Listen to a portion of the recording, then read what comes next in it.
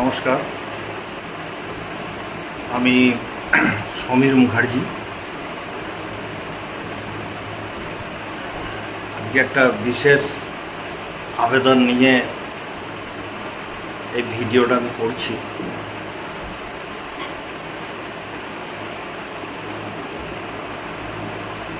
আমার এই ভিডিও করার মূল উদ্দেশ্য দুটো। এক হচ্ছে আমাদের রাজ্যের নবনির্বাচিত মুখ্যমন্ত্রী মাননীয় শ্রী শুভেন্দু অধিকারী মহাশয়কে কৃতজ্ঞতা জ্ঞাপন, এবং দ্বিতীয়ত যে সমস্যা আজকে পশ্চিমবাংলার প্রায় প্রতিটা ঘরে ঘরে আছে, সেই সমস্যার সমাধান করার জন্য ওনাকে অনুরোধ।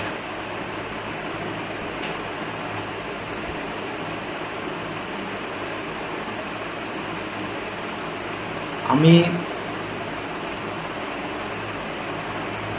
জানি না যে আজকে এই সিচুয়েশানে কেন এলাম বা কেন এবার এ ধরনের ভিডিও আমাকে করতে হচ্ছে। তো আমরা তো পেশাদার লোক নয়, ভিডিও করার ক্ষেত্রে একটু হয়তো ভুল ত্রুটি হবে, কারণ ওই লাইট ক্যামেরা অ্যাকশান জগতের লোকও নই আমরা, ফেক ভিডিও করি না কোনো সময়।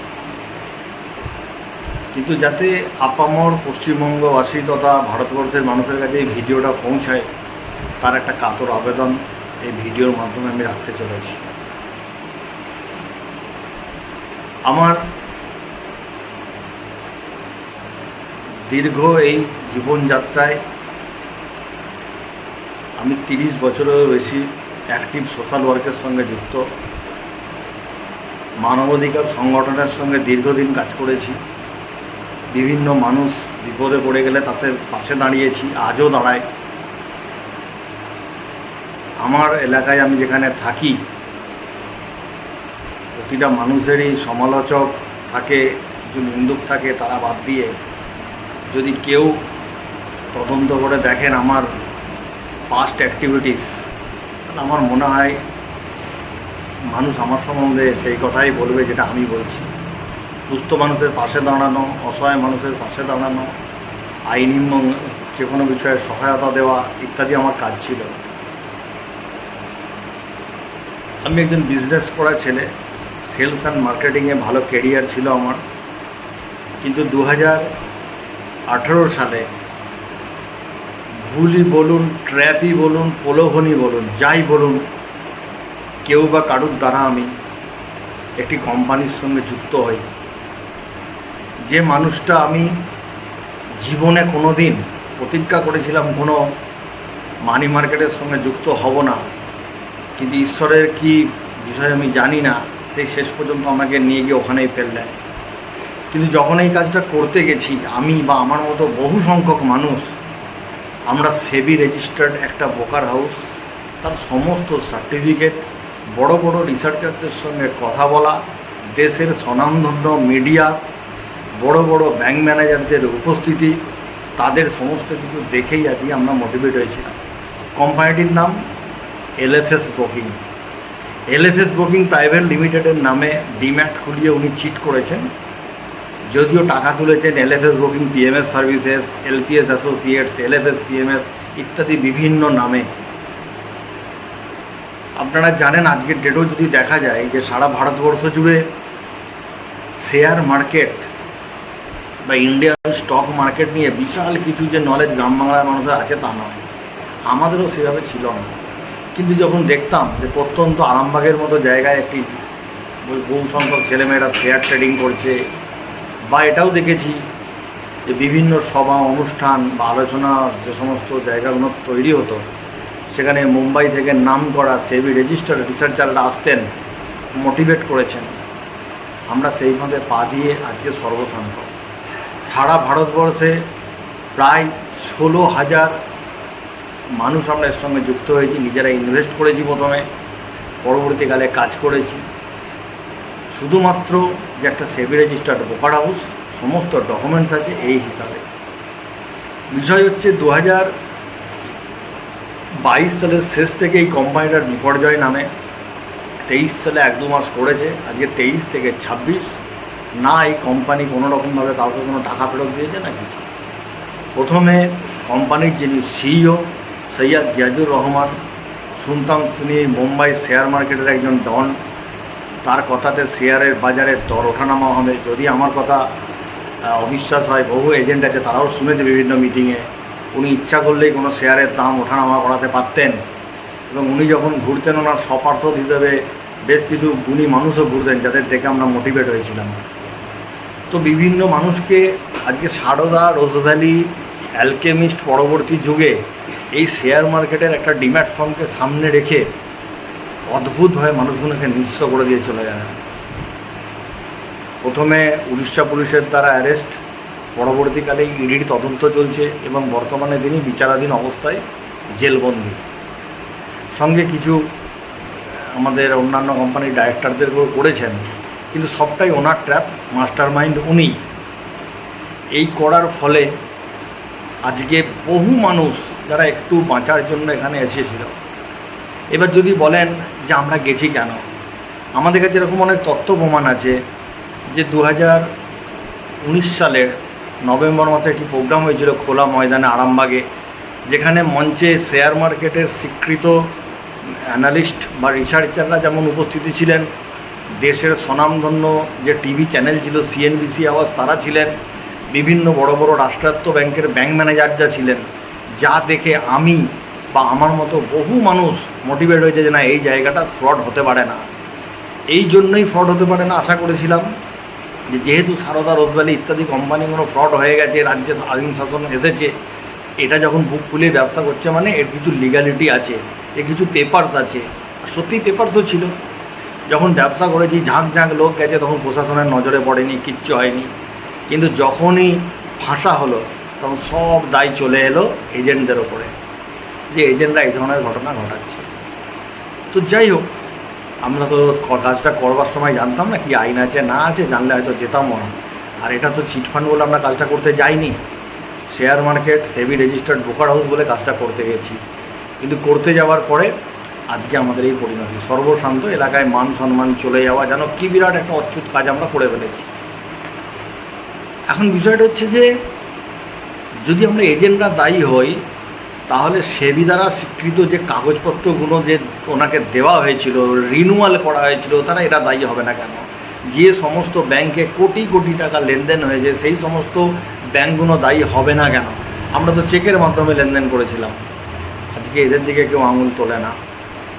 ইডি স্বনামধন্য এজেন্সি তদন্ত করছেন, তদন্তের স্বার্থে আমরাও গেছি, নিজে থেকে গেছি, আমরা আমাদেরকে পেপারপত্র জমা দিয়েছি, সব কিছুই করেছি। পাশাপাশি দুর্ভাগ্যের বিষয়, সারা ভারতবর্ষের বিভিন্ন রাজ্য, পশ্চিমবঙ্গ, বিহার, উড়িষ্যা, উত্তরপ্রদেশ, গুজরাট, মহারাষ্ট্র ইত্যাদি বিভিন্ন জায়গায় বিভিন্ন রকম এজেন্টরা কাজ করেছে, বিভিন্ন মানুষদেরকে টাকা তুলেছেন। কিন্তু কোনো অদ্ভুত শক্তির কারণেই হোক বা ভয়েই হোক, কেউ এই বিষয়টা নিয়ে মুখ খোলে না। আমি মাননীয় মুখ্যমন্ত্রী শুভেন্দু অধিকারীর কাছে এই অনুরোধটা করছি, অতীতে যা হয়ে গেছে গেছে। আপনি জানেন যে এখনও পর্যন্ত টিভি মিডিয়া খুললে এই বিভিন্ন কোম্পানির স্ক্যামের কথা আমরা শুনতে পাই। হয়তো সেই মালিকগুলোর পানিশমেন্ট হয়েছে, তারা জেলে আছে, কিন্তু এই জিনিস আমরা কোনোদিন দেখতে পাচ্ছি না যে শেষ কোথায়। এই যে ধরুন বিভিন্ন মানুষ বিভিন্ন সময়ে প্রতারণার শিকার হচ্ছে, তাদের রিটায়ারমেন্টের টাকা তুলে দিয়েছে, কেউ মেয়ের বিয়ের টাকা তুলে দিয়েছে, কেউ ছেলে মেয়ের পড়াশোনার টাকা তুলে দিয়েছে, কোনো মানুষ অসুস্থ, একটা দীর্ঘ প্রক্রিয়া, মানুষ হাপিত্তাস করে বসেছে কবে কী হবে, কিন্তু আমরাও জানি না কি হবে। আমরা মহামান্য আদালতের দ্বারস্থ হয়েছি, আমাদের বিচার ব্যবস্থার ওপর পূর্ণ আস্থা আছে। আপনি আজকে সরকারে এসেছেন, আপনাকে এই রিকোয়েস্টটা করতে চাই যে মানুষগুলো দীর্ঘদিন হাপিত্তাস করে বসে আছে, যাদের কাছ থেকে হাজার হাজার কোটি টাকা লুটে নিয়ে এই কোম্পানিগুলো চলে গেছে, সেটা শুধু আমার এলএফএস না, যে সমস্ত বিভিন্ন কোম্পানিতে আমানতকারীরা আমানত ফিরিয়েছে, তার যদি একটা সুষ্ঠু রাস্তা বলেন। এবং পশ্চিমবঙ্গে এসে যেমন আপনি বিভিন্ন জঞ্জাল সাফ করছেন, ভালো লাগছে অনেকের, কারণ খারাপ লাগছে সেটা আলাদা ব্যাপার, কারণ সব কাজে সবাইকার ভালো লাগবে তা নয়, কিন্তু একটা বিরাট কিছু আশা নিয়ে মানুষ যেমন পরিবর্তন করেছে। আজকে 4 তারিখে রেজাল্ট গণনা হওয়ার পর আজকে মে মাসের 30 তারিখ, মে মাসটা শেষ হতে চলল।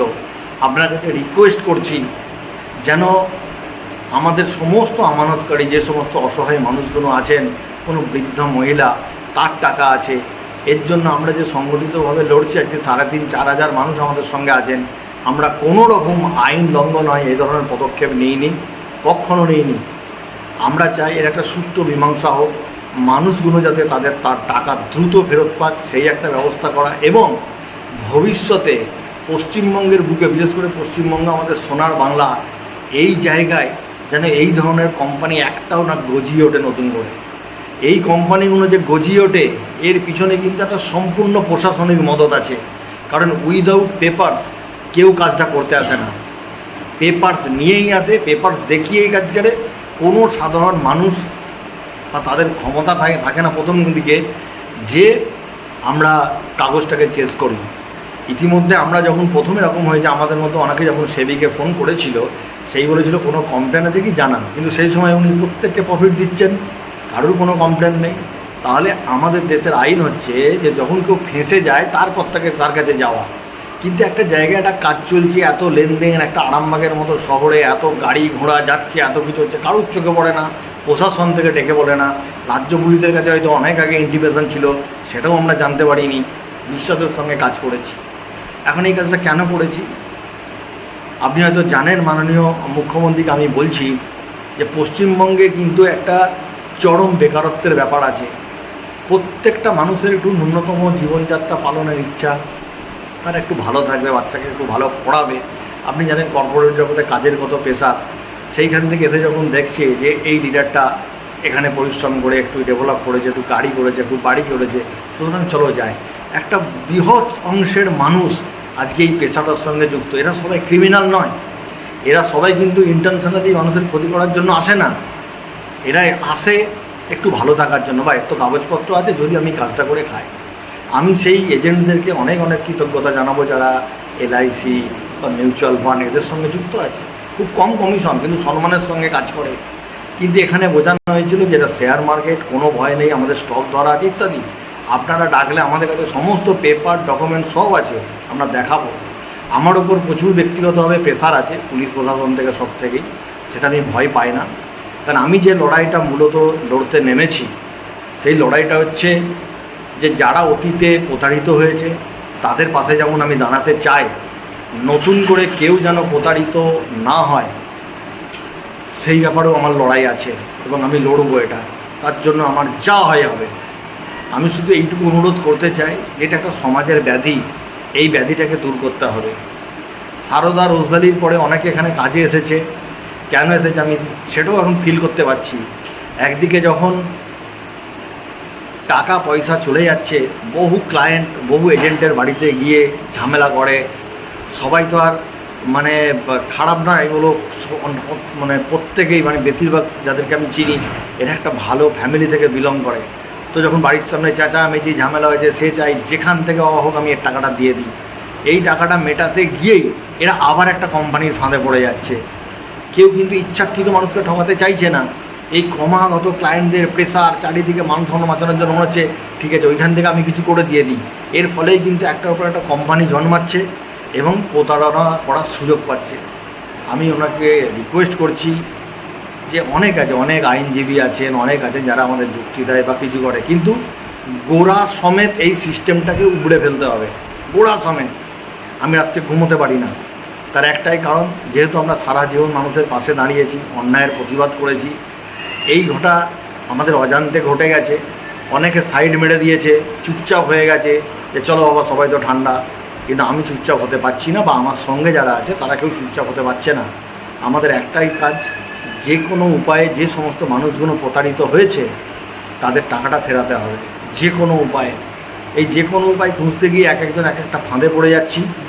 আপনারা সকলে একটু আমাদের পাশে থাকুন, সহযোগিতা করুন। সারদা রোজভ্যালি সহ যে সমস্ত কোম্পানিগুলো, আমি সব কোম্পানির নাম জানি না কারণ এসব ব্যাপারে আমার অত ইন্টারেস্ট ছিল না, এবং বর্তমানে আমাদের LFS এই যে কোম্পানিগুলো এদের যা অ্যাসেট আছে যা কিছু করেছে, যেভাবে হোক যেভাবে বলবেন আমরা কথা বলতে রাজি আছি। আমাদের পাশে একটু দাঁড়ান, সহযোগিতা করুন। বহু মানুষ আজকে পয়সার জন্য চিকিৎসা করাতে পারছেন না, বহু মানুষ মারা যাচ্ছেন, আমরা তাদের পাশে সামর্থ্য মতো গিয়ে দাঁড়াচ্ছি।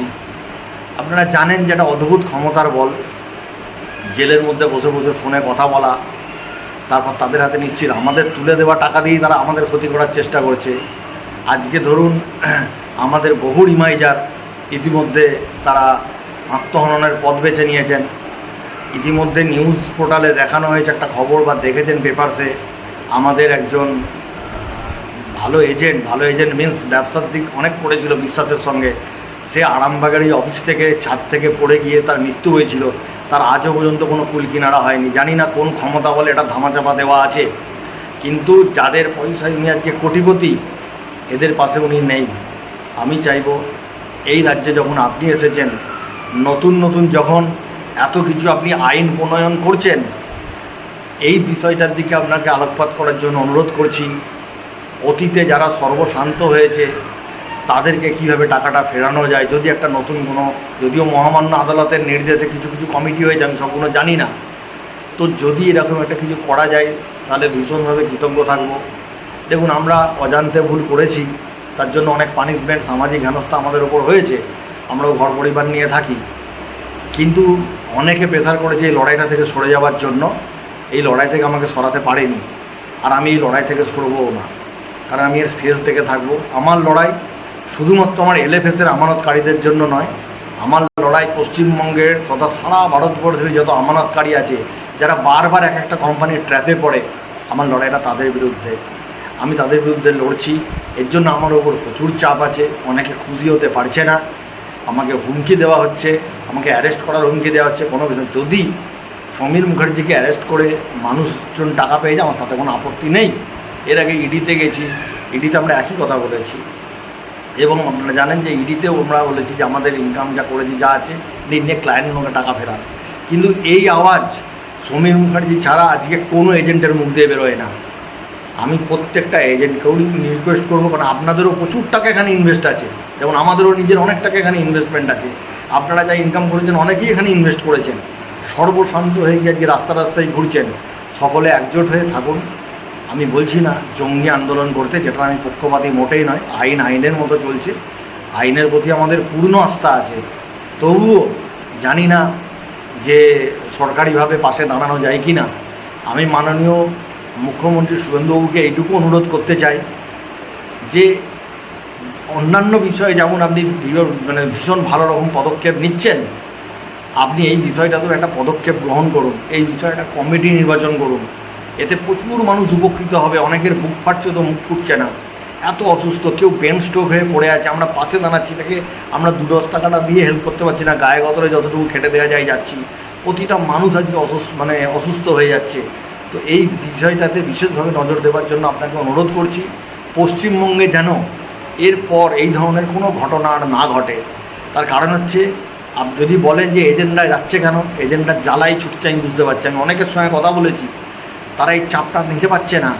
তারা দেখছে যে যেখান থেকেও আমি নিজের সংসারটাও যেমন একটা চালানোর বিষয় আছে, পাশাপাশি যদি 2 পয়সা আমি এই ক্লায়েন্টটাকে ফেরত দিতে পারি, এই করতে গিয়ে একটা বৃহৎ সংখ্যক মানুষ কিন্তু আজকে বিপর্যয়ের মুখে চলে যাচ্ছে। এদেরও বাঁচাতে হবে, আমানতকারীগুলোকেও বাঁচাতে হবে। যদি সুষ্ঠুভাবে একটা কোনো রাস্তা আমাদের বলে দেন, আমরা ভীষণভাবে কৃতজ্ঞ হব আপনার কাছে। এবং আমরা প্রায় 3,500-4,000 মানুষ আজকে একসঙ্গে আছি, আমাদের মুভমেন্ট আছে।